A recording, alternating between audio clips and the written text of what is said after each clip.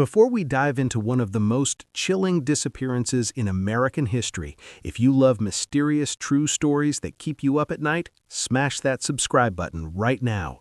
Trust me, you won't want to miss what happens next in this case. Let's get into it. On September 15, 2018, search teams found Victoria Holloway's empty campsite in Cascade Mountain Range, Montana. She was a scientist who had left 3 days earlier, but her broken phone and camera gear hinted she'd encountered something unusual in the wilderness, sparking the most mysterious disappearance in the Rocky Mountains. An elusive creature. Yes, Victoria, a 29-year-old environmental scientist and avid hiker from Denver, Colorado, set out on September 11, 2018. She packed her gear for what should have been a routine 3-day expedition. The destination was Shadow Ridge Trail in Cascade Mountain Range, a place so isolated that park rangers joked it saw more bears than hikers. But that's exactly what made it perfect for Victoria's research on old-growth forest recovery. What she didn't realize was just how far from civilization she was traveling, or that this remote stretch of forest, rarely visited by humans, might be hiding something extraordinary. Something out of legend, something the locals whispered about, but few had ever seen, and something they called Bigfoot. What her family didn't know was that Victoria had spent that day methodically documenting the forest. Between 6 and 8 p.m. on September 11th, she took over 100 photos, far more than her usual evening routine. As an environmental scientist studying forest recovery, she typically photographed tree formations and growth patterns, but that evening was different. Her camera focused on areas where vegetation grew unusually thick and trees had strange, irregular shapes. Her research journal, found later at the campsite, revealed why. Detailed notes described strange wildlife signs and unusual disturbances in the forest floor. The final entry, dated September 11th at 10:30 p.m., described something large that had recently moved through the area. Broken branches 8 feet high and unusual track marks near the creek. She planned to investigate further the next day. The weather stayed perfect throughout the night, with clear skies and calm winds. According to weather data, conditions were ideal for the wildlife watching and photography work that Victoria had planned for the next day. Nothing in the weather suggested any reason to worry about her safety or the success of her trip. September 12, 2018 started like any other day for people waiting to hear from Victoria Holloway. According to the detailed plan she had submitted to both her employer and the Cascade Mountain Range Ranger Station, she was supposed to pack up camp early and hike the remaining 4 miles to Summit Lake, where she planned to set up her main research base. No one expected to hear from her during this day since the deeper wilderness areas of Shadow Ridge Trail had no cell phone coverage. Victoria had noted this in her planning documents and had also informed both her brother Daniel and her boss. Her satellite communication device, a Garmin InReach Explorer that she carried on all solo trips, was set to send automatic location signals every 4 hours during daylight. The device sent its final signal at 6:18 a.m. on September 12th, showing her position at the campsite where she had spent the night. After that time, the device went completely silent. This was unusual, but not immediately scary, since satellite coverage could be spotty in the thick forest of the Rocky Mountains. September 13th was the day Victoria was supposed to come back. Her plan said she would pack up camp at Summit Lake by 8 a.m. and hike back to the trailhead, getting there by 4 p.m. Daniel Holloway had arranged to meet her for dinner in Denver that evening, something they always did after each of her major solo trips. When 6 p.m. came and went without a word from his sister, Daniel started calling her cell phone. All calls went straight to voicemail. At first, Daniel wasn't too worried. Victoria had been late coming back from hikes before, usually because she found something interesting to research or the trail was harder than expected. She was careful about safety, but also passionate about her work, and he knew she might stay longer if she discovered something scientifically important. However, as the evening went on and his calls kept going unanswered, he started to worry more. By 10 p.m. on September 13th, Daniel had left 12 voicemails and sent many text messages. He also checked Victoria's Instagram account, hoping to see a post explaining why she was late, but her last update was still the campfire photo from September 11th. This was very unusual. Victoria usually posted daily during her trips, and she had never gone more than 24 hours without some form of communication during a solo hike. September 14th brought more worry. Victoria was scheduled for a 9 a.m. conference call with her research team at work, something she had never missed. When she didn't join the call, her supervisor, Dr. Jennifer Walsh, immediately contacted Daniel. By noon, both Daniel and Dr. Walsh had driven to the Shadow Ridge trailhead, where they found Victoria's Honda CR-V, exactly where she had parked it 3 days earlier. The car was locked and undisturbed. Her spare key, which she always hid in a magnetic case under the rear bumper, was still there. Inside the car, they found her purse, wallet, and a detailed backup copy of her research notes, things she never would have left behind if she had returned safely. Most concerning was finding her emergency contact card on the dashboard, which listed Daniel's phone number and included specific instructions about when to contact authorities if she failed to return. At 2:47 p.m. on September 14th, Daniel called the Cascade Mountain Range Ranger Station to report his sister missing. Ranger Thomas Mitchell, who had processed Victoria's backcountry permit, immediately understood how serious the situation was. Victoria was known to park staff as an experienced and reliable hiker who always followed safety rules. Her failure to return as scheduled was completely unlike her. The first response was quick but limited. 2 park rangers hiked the first 3 miles of Shadow Ridge Trail that afternoon, calling Victoria's name and looking for any signs of her. They found nothing unusual on the main trail and returned to organize a bigger search effort for the next day. September 15th marked the beginning of the official search and rescue operation.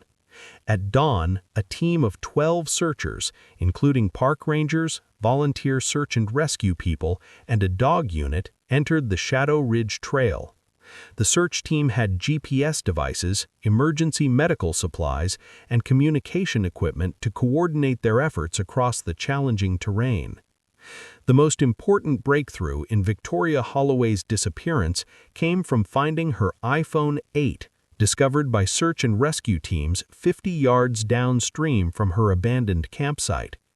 The device was lodged partly underwater in Shadow Creek, trapped between 2 rocks in shallow water. Despite significant water damage and a badly cracked screen, crime lab technicians were able to recover much of the phone's data, though some files were partially corrupted. What they could reconstruct revealed a chilling sequence of events that appeared to occur in the early morning hours of September 12, 2018. According to the phone's metadata, Victoria's final photo sequence began at exactly 6:23 a.m. The first image was deceptively ordinary, a golden sunrise streaming through the trees, captured from inside her tent. The composition suggested she had woken naturally, starting her day with routine environmental documentation, photographing the forest floor and light patterns. The photo was calm, almost serene, masking the ominous events about to unfold. 2 minutes later, at 6:25 a.m., the second photo marked a dramatic shift. Victoria had intentionally focused on a massive footprint pressed deep into the muddy ground beside Shadow Creek. Analysis revealed the print measured approximately 18.5 inches long and 7.2 inches wide, with clearly defined toe impressions and a skin-like texture along the pads. The depth suggested the creature weighed far more than any known wildlife in the Rocky Mountains. It was unlike a bear, elk, or human, and the freshness of the imprint suggested it had been made while she slept in her tent just yards away. At 6:28 a.m., Victoria's third photo captured the tree line about 30 yards from her campsite. At first glance, it seemed like a routine forest shot, but digital enhancement revealed a dark, upright silhouette partially hidden among the evergreen branches. The figure appeared unusually tall, roughly 8 feet, and moved in a way that didn't match any known animal in the region. Judging by the angle and framing, Victoria seemed to have paused briefly, adjusting her camera to capture the figure without drawing attention. Leaves rustled beneath it, branches snapped softly, and a shadow swept across the clearing. Even through her scientific lens, the scene was extraordinary, unsettling, and completely unexpected. The fourth photo, taken at 6:31 a.m., showed Victoria's face, wide-eyed and tense, her mouth slightly open as if holding her breath. Reflections in her eyes hinted at movement in the tree line, though the background remained blurry. The image captured both her terror and the realization that she was witnessing something extraordinary, something unlike any known wildlife. At 6:34 a.m., Victoria's phone recorded a 47-second audio clip that sent chills through forensic analysts. Her whispering voice, punctuated by shallow, rapid breaths, indicated panic, but also intentional documentation. Overlapping her voice were the sounds of footsteps on leaves, snapping twigs, and a low guttural noise. The tonal quality of the sound was unlike any known mammal or bird call in the region. Midway through the clip, Victoria's voice surged, narrating rapidly and carefully, noting movement, branch position, and sound direction, documenting the phenomenon while experiencing primal fear. By 6:36 a.m., the situation escalated. Victoria's satellite communicator attempted to send an SOS via her Garmin InReach Explorer. Only a fragmented message with GPS coordinates was transmitted before the device failed, likely due to damage or environmental interference. This last transmission, combined with the GPS, camera, and audio data, indicated that Victoria encountered a massive, intelligent, and mobile presence in the forest, one she had been observing intentionally but could not fully escape or communicate about. The investigation into Victoria Holloway's disappearance suggests she may not have been entirely alone in the Shadow Ridge area during her final expedition. Ryan Patterson, a 34-year-old software developer from Seattle, had been camping about 2 miles north of Victoria's location on the night of September 11 to 12, 2018. An experienced backpacker with over 15 years of wilderness experience, Patterson shared a troubling account that aligns loosely with the timeline from Victoria's digital evidence, hinting that someone or something may have been in the area at the same time. Patterson told investigators he woke at 6:30 a.m. on September 12th to a chilling 10-second howl from Shadow Creek, unlike anything he'd heard in his years outdoors. When he returned from checking the area, his campsite was unnervingly tidy, yet altered. Water bottles neatly by the fire ring, boots moved and aligned. Nothing was stolen or damaged, leaving him convinced it was deliberate, too organized to be wildlife mischief. Park Ranger Thomas Mitchell, who had worked in Cascade Mountain Range for 15 years, provided crucial context about the unusual evidence found at Victoria's campsite. In her decade and a half of investigating wildlife encounters and missing person cases, she said the prints were unlike anything she had documented before. They were larger than bear tracks, wrong shape for humans, and the stride length was unusually long, suggesting something that walked upright. Mitchell's testimony revealed a pattern of unusual incidents in the Shadow Ridge area that had been quietly logged but not widely publicized. Over the previous 5 years, 3 separate hikers had reported disturbing encounters in the same region where Victoria disappeared. Park officials had categorized these as unexplained incidents, but chose not to release them broadly, concerned it might discourage visitors or fuel speculation about the forest. The first incident occurred in September 2014 when a married couple hiked a remote stretch of the Shadow Ridge Trail and reported feeling as though they were being followed. For over 2 miles, they heard snapping branches and low, indistinct noises that seemed to come from all around. Shadows shifted at the edges of their vision, disappearing whenever they tried to focus directly on them. By the time they reached the trailhead, they were shaken, convinced that something unusually large had been moving through the forest near them.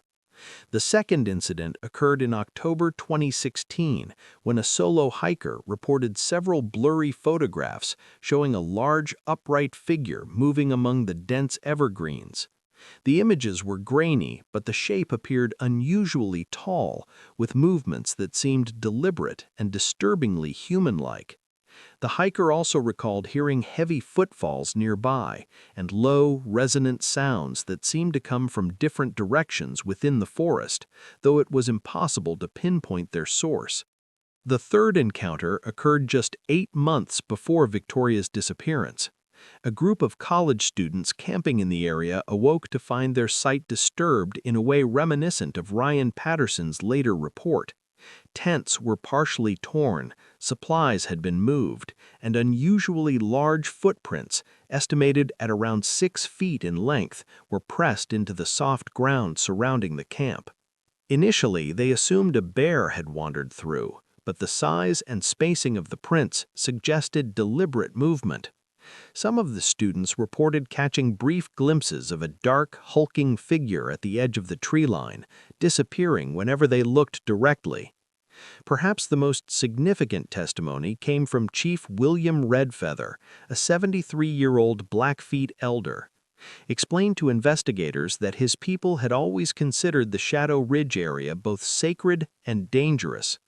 According to tribal stories, the forest doesn't take kindly to those who try to take more than they should. Tribal records passed down through generations documented 7 unexplained disappearances in that area over the past century, with most happening in early fall when the forest is said to be most protective. In the weeks following Victoria Holloway's disappearance, investigators developed 4 main theories to explain what happened during her final hours in the Montana wilderness. Each theory was carefully examined against the available evidence, but none of the conventional explanations could adequately account for all the disturbing details recovered from the scene. Investigators looked at several possible explanations for what happened to Victoria. At first, a wildlife attack seemed most likely. The Rocky Mountains has black bears and mountain lions that can attack people. Claw marks on her tent and the disturbed campsite suggested a large predator had been there, but this idea fell apart when they looked closer. There was no blood at the scene, despite signs of violence. Even stranger, Victoria's belongings were carefully arranged, her boots placed neatly together, her camera equipment secured in waterproof bags, and her phone positioned in the creek rather than scattered around. Large predators don't organize things this way. Some thought a human predator might have followed Victoria's social media posts and tracked her down. This would explain why her belongings were deliberately arranged instead of randomly destroyed. But the massive 18-inch footprints around the campsite were way too big for any human. Audio specialists said the recorded sounds didn't match anything humans or known wildlife could make. Plus, the remote location and difficult terrain made it unlikely a stalker could reach the area without leaving their own evidence trail. Another possibility was that Victoria had an accident. Maybe she fell into Shadow Creek, got hypothermia or injured, and became confused before dying from exposure. Finding her phone in the water seemed to support this idea at first, but her photos and audio recordings clearly showed she was alert and actively documenting something extraordinary in her final moments. Her pictures were well composed and focused, not the confused work of someone suffering from injury or exposure. Despite searching over 50 square miles, no trace of her body was ever found, though investigators noted that dense terrain can hide remains for years.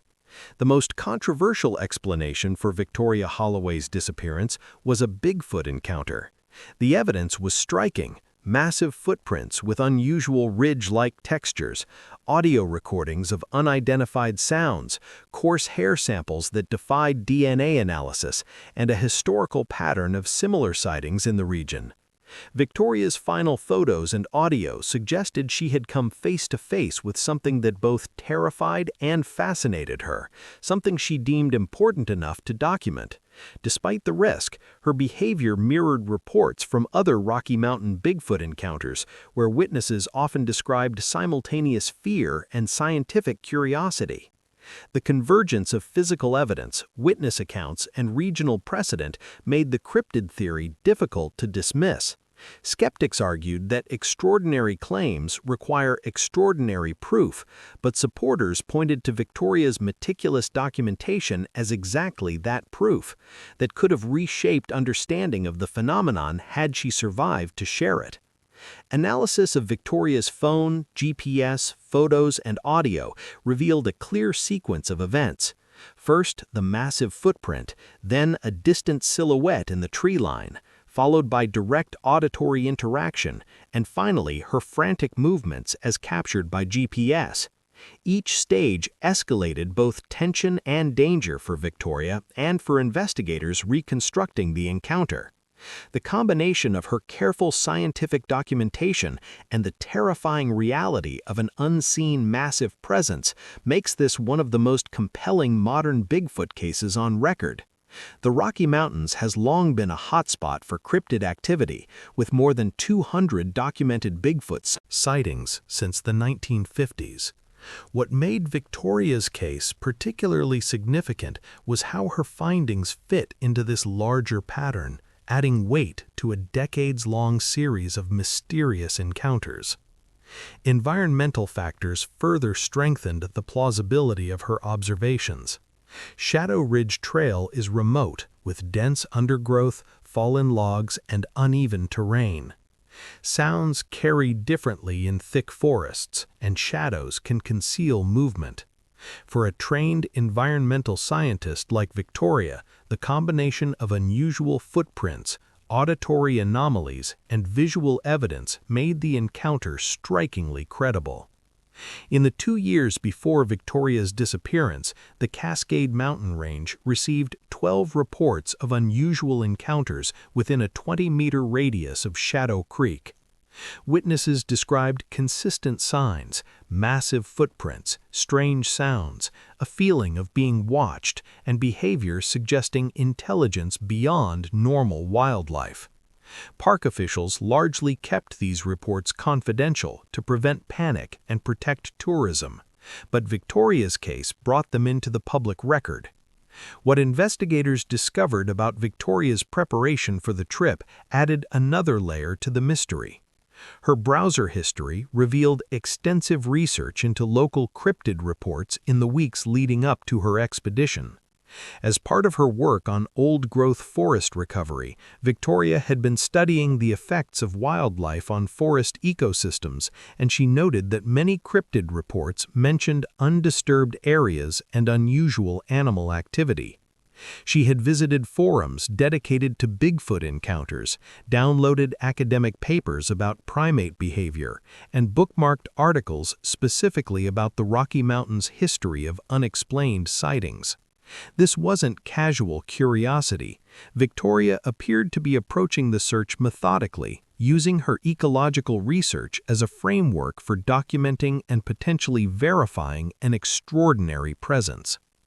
Dr. Sarah Marvis, a primatologist at the University of Montana, provided crucial expert analysis of the audio evidence recovered from Victoria's phone. After studying the 47-second recording, Dr. Marvis concluded that the sounds contained acoustic properties unlike any known North American wildlife. The sounds demonstrated a vocal range and resonance that exceeded human capabilities, while showing structured patterns that suggested intelligence and intentional communication. The physical evidence was equally compelling. Plaster casts of the footprints around Victoria's campsite showed detailed textures along the pads and toes, suggesting they were made by a living creature rather than a carved hoax. The stride length, over 6 feet, indicated bipedal movement by a creature significantly larger than any known primate species. Perhaps most intriguing was the behavioral evidence. The careful arrangement of Victoria's belongings, the organized disturbance of Ryan Patterson's campsite, and the historical pattern of similar encounters suggested intelligence and possibly even curiosity about human activities. This aligned with indigenous accounts of forest guardians who observed and interacted with humans in complex ways. The Rocky Mountains' dense forests, abundant wildlife, and minimal human traffic provide ideal conditions for a large, elusive species to remain hidden. What set Victoria's case apart was her meticulous documentation and scientific expertise. She captured fleeting evidence that had eluded countless others. Subtle movements in the shadows, sounds with unusual patterns, and hints of an unseen observer. The tragedy was that her encounter ended with her disappearance, leaving these discoveries as clues without resolution. Even so, her findings remain controversial. In the scientific community and among the public, many dismiss the case as folklore or suggest Victoria may have fabricated the clues.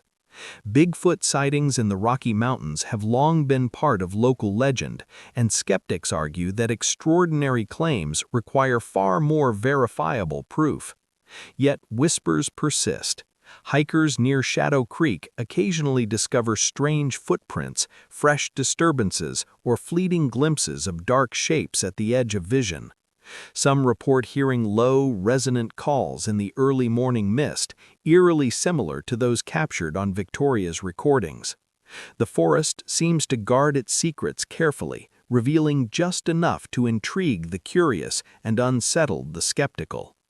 Her disappearance remains one of the most puzzling unsolved cases in Rocky Mountain history. The official investigation, led by the Cascade Mountain Range Service and Montana State Police, covered over 50 square miles during an intensive 6-day search operation. Despite using helicopters, dog units, and dozens of experienced searchers, no trace of Victoria's body was ever recovered.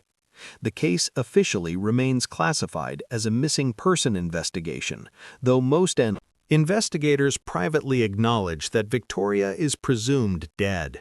Her disappearance prompted significant changes in backcountry safety protocols, with park authorities now strongly recommending GPS tracking devices for solo hikers and requiring communication gear for researchers operating under official permits.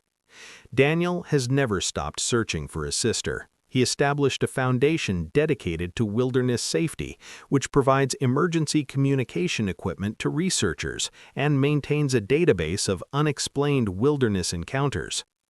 Daniel continues to organize annual search expeditions, though he admits his focus has shifted from finding Victoria to understanding what happened to her. 2 weeks after her disappearance, hiker David Chen discovered a cedar tree carving 3 miles deeper into the wilderness than any official search had reached. It showed the initials VH, followed by the words, "They're real," and "Tell the world," with an arrow pointing farther into the forest. Handwriting analysis strongly suggested Victoria carved it, prompting an additional search in the surrounding area. No further evidence was ever recovered. This discovery raised more questions than it answered. Had Victoria followed something into the forest? Was she trying to gather more evidence? Or had she been taken somewhere beyond the reach of conventional search efforts?